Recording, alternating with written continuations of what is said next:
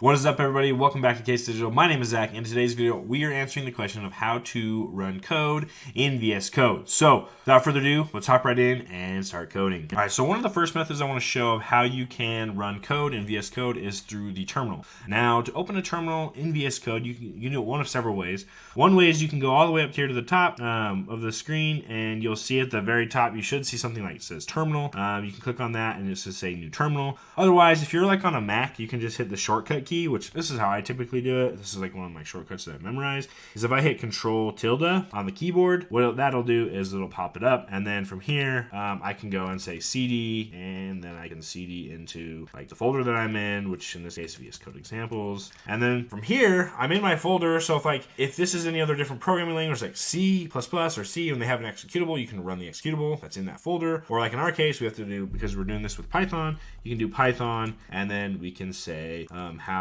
to run code in VS Code, and just like that, you see we printed out hello YouTube. So that is one of the methods. Again, if you do need a virtual environment to set up, you may have to activate that virtual environment for it to run. In this case, we didn't necessarily need a virtual environment because we're just doing a simple print statement. So that is method number one, is basically using the terminal. So the next method that one can use to run code in VS Code is essentially with using VS Code's built-in run function. Now at the top over here in the top right, what you'll see is an arrow like a play button, and then with a down arrow. If you click the down arrow, you'll notice that it has different options for you. You can run the Python file.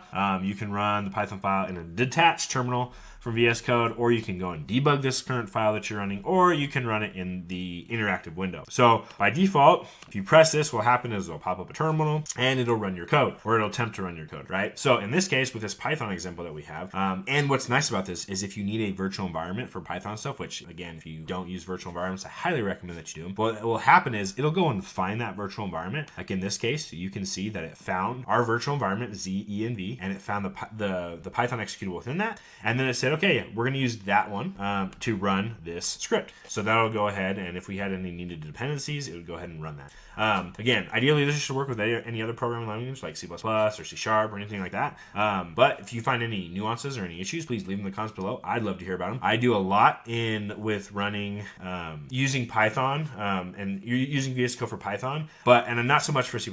And in all reality too, what I'd like to point out is I don't often use this as much as I want, because I want to make sure I have full control.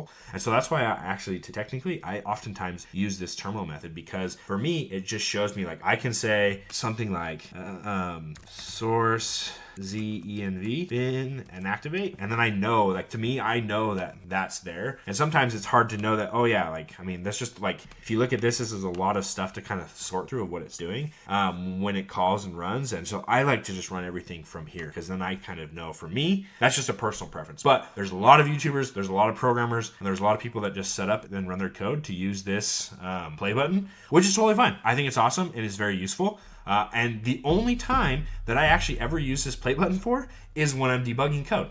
And I have a video that I'll link, or it'll probably be over here. I have a video that I'll link that you can go ahead and click this video, and it'll show you how you can debug your code if you're running into issues. So I highly recommend that you go over and go check out that video.